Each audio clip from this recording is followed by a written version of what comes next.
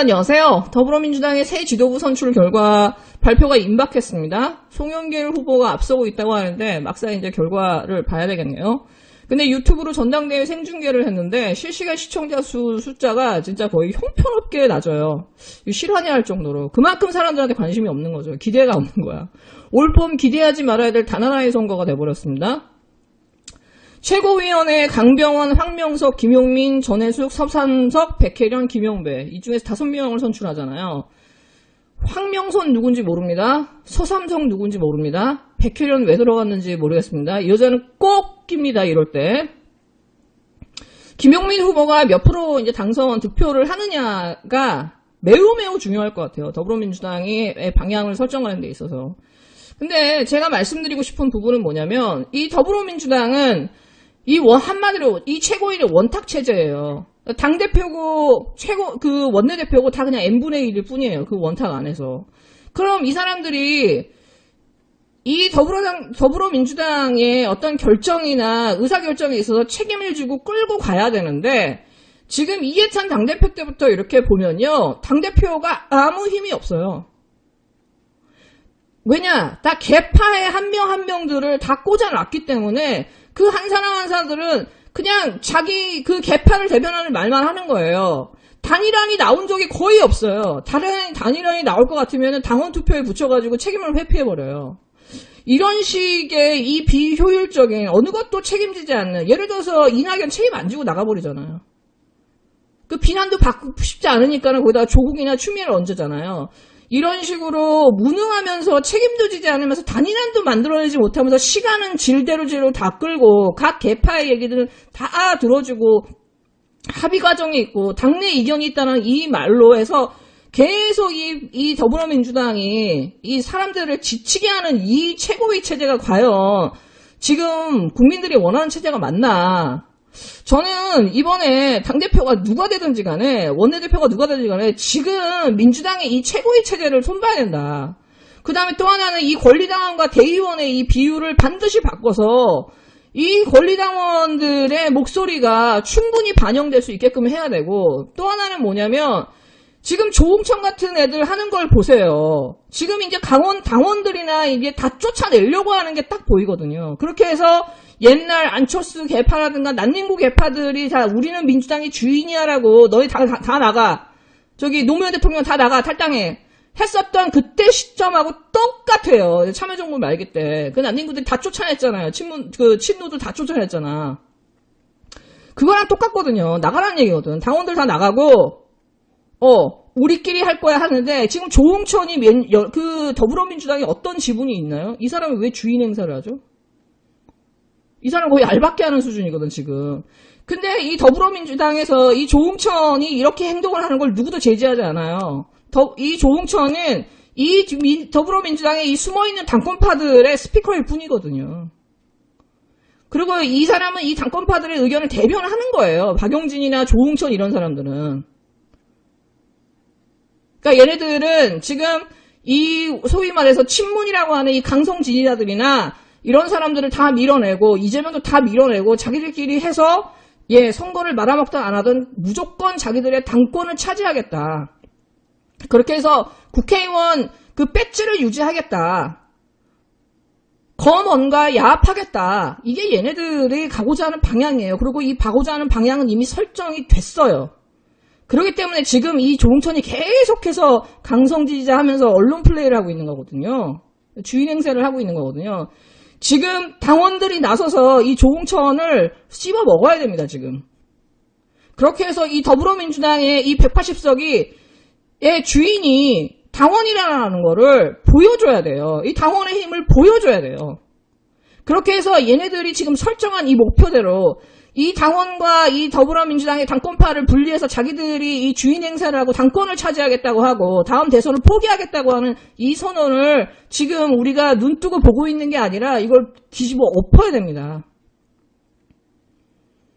그래서 저는 이 선거가 너무너무 중요한 것 같고, 그 다음에 정말 이 더불어민주당은 혁신을 해야 돼요. 왜? 더불어민주당의 개혁이 없이는 대한민국의 개혁이라는 건 없어요.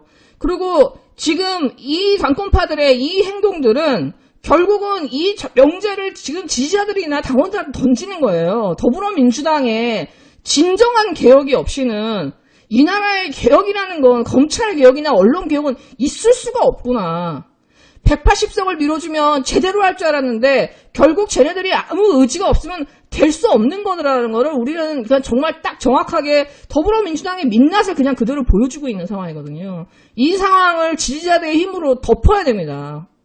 전복시켜야 돼요. 그게 지지자들이 해야 될 일이에요.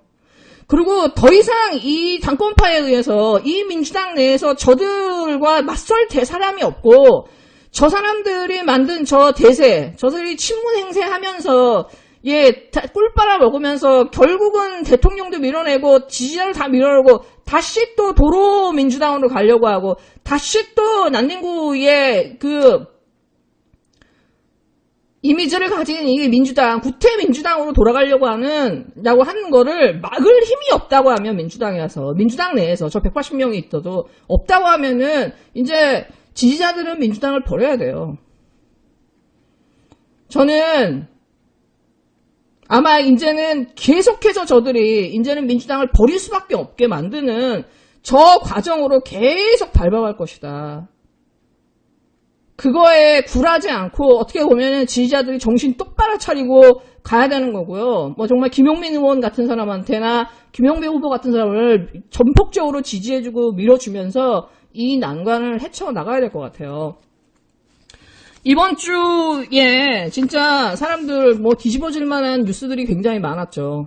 일단 첫 번째, 남인순. 이 당권파에 페미도 포함됩니다. 대한민국 이 더불어민주당에 있는 여성들 거의 다는 페미라고 생각하시면 돼요.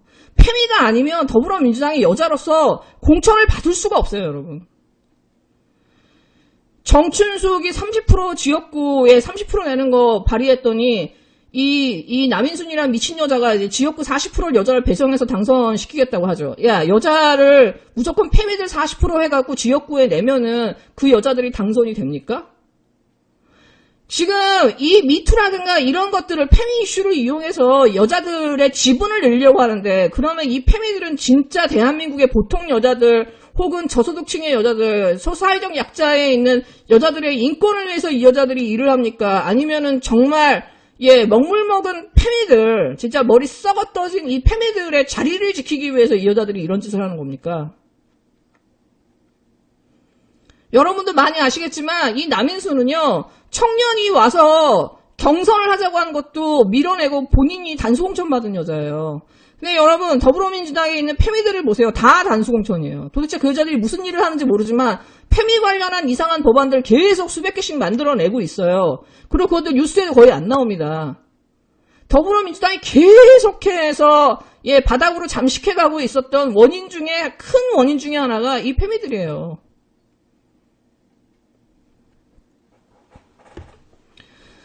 이 지역구 40%를 할당하는데 법안을 같이 공동 발의한 여자들 이름을 댈게요. 권인숙, 김상희, 백혜련, 서영교, 송옥주, 신현영, 양경숙, 이수진 비례, 정춘숙, 진선미, 무소속 양정수. 진짜 페미 묻은 여자들. 이 여자들은 정말 다음 선거에서 반드시 떨어뜨려야 되는 여자들. 단 한 명도, 어떤 여자도 자기의 능력으로 이 자리에 올라온 사람이 없어요. 그리고 이 여자들이 나서가지고 정봉주 공천 못하게 막은 여자들이죠. 그 다음에 또 하나, 지금 사람들이 진짜 정말 더불어민주당에 더 이상 희망이 있는가, 이 정부에 더 이상 희망을 가질 수 있는가를 의심하게 하는 검찰총장 이 후보 추천 결과가 발표가 됐죠. 조국 사태를 만들어서 조국 집안을 도륙했던 사람들이 지금 세 사람이 올라와 있어요. 지금 이걸 보면은 대통령한테 그럼 김호수 뽑으라는 거예요. 대통령이 선택할 수 있는 권한이 없어요. 할 수 있는 게 김호수가 베스트란 얘기잖아요. 이런 식으로 계속해서 민주당에 이런 식으로 인사 추천이 이루어졌다고 한다고 하면은 대통령이 제대로 된 인사를 뽑을 수 있겠어요? 최악을 피할 수 있는 선택을 하고 나서 계속해서 인사로 고통받을 수밖에 없는 상황이거든요. 저는 박범계 그 법무부 장관이 지금 심사숙고에 들어갔다고 하는데 언론 플레이 그만하고 이제 빨리 이거 나가리 날고 다시 검찰총장 추천위원회를 가동을 하던가 저는 이걸 다시 해야 된다고 생각해요. 왜냐? 일단 김호수 차관을 올린다 하더라도 이 김호수 차관이 청문회를 통과할 수 있을지 이것도 의문이고 과연 그러면은 지금 이 정권의 마지막 검찰총장이 되고 이 정권이 끝난 다음에도 계속 갈 수밖에 없는 검찰총장을 저렇게 색깔이 불분명한 사람을 시켜도 되는가에 대해서 이거 저는 좀 사실 희망이 없네요. 지금 이 상황에서 박범계 법무부 장관이 이 재청권을 포기하고 다시 추천위를 가동하는 거 그렇게 해서 언론이나 지금 이 검찰의 준동에 압력에 굴하지 않는 거 이걸 마지막으로 한번 보여줘야 된다. 이러지 않고 이렇게 가서 결국은 넷 중에 하나가 꼽히는 이런 상황이 된다고 하면은 민주당에서 말하는 검찰개혁이라든가 이런 거는 다 허상이었다라는 거예요. 그리고 이거는 윤석열을 대통령으로 가기 위한 그냥 발판이에요. 왜냐? 쟤네들은 윤석열을 대통령을 만들기 위해서 윤석열 가족들 다 털어주고 윤석열이 갖고 있는 혐의들 다 털어주면서 결국 윤석열의 수적이 되는 애들로 지금 드러났잖아요. 그럼 이거는 박범계가 사실상 윤석열을 지지하는 걸로 밖에는 볼 수 없는 거거든. 지금 그렇게 된다 그러면 제가 볼 때 박범계는 정치적으로는 사망한 겁니다. 스스로 그냥 자해하고 있는 거거든.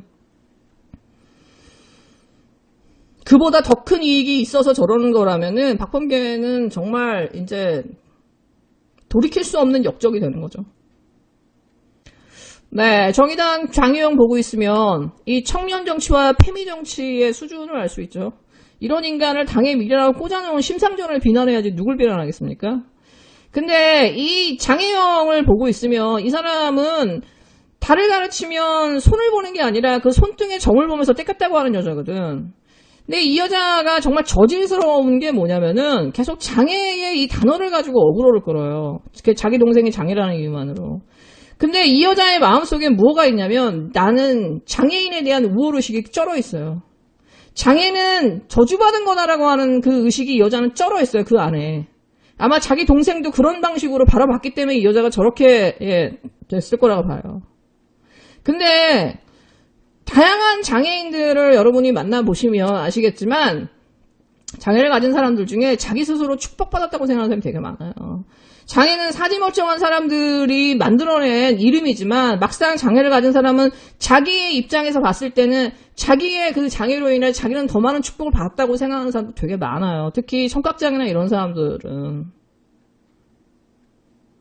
이거는 이 장혜영의 말은 철저하게 사지멀쩡한 사람들의 관점에서 장애를 바라보고 있는 거고 그걸 가지고 지금 말장난하고 어그로를 끄는 거거든요. 이 안에는 이 사지멀쩡한 자기는 정상인이라고 하는 우월의식에 쩔어 있는 거거든요. 성경에도 이 안진뱅이나 소경이나 많은 비유들이 나옵니다. 근데 저는 이 여자한테 묻고 싶어요. 진짜 참 병신이 누구인가. 정말 참 병신이 누구인가 묻고 싶어요. 굉장히 유명한 가스펠 가사 제가 불러드릴게요. 참 소경이 누구인가? 세상을 못 보는 사람인가? 아니다. 주님을 못 보는 사람이 아닌가? 안진뱅이가 누구인가? 이 땅을 못 걷는 사람인가? 아니다. 주님께 못 가는 사람이 아닌가? 참 병신이 누구인가? 세상을 모르는 사람이 아닌가? 아니다. 주님을 모르는 사람이 아닌가? 벙어리가 누구인가? 유창이 말 못하는 사람인가? 아니다. 기도를 못하는 사람이 아닌가? 참 죄인이 누구인가? 자기 죄 슬퍼하는 사람인가? 아니다. 자기 죄를 모르는 사람이 아닌가? 네, 여러분 즐거운 하루 되세요.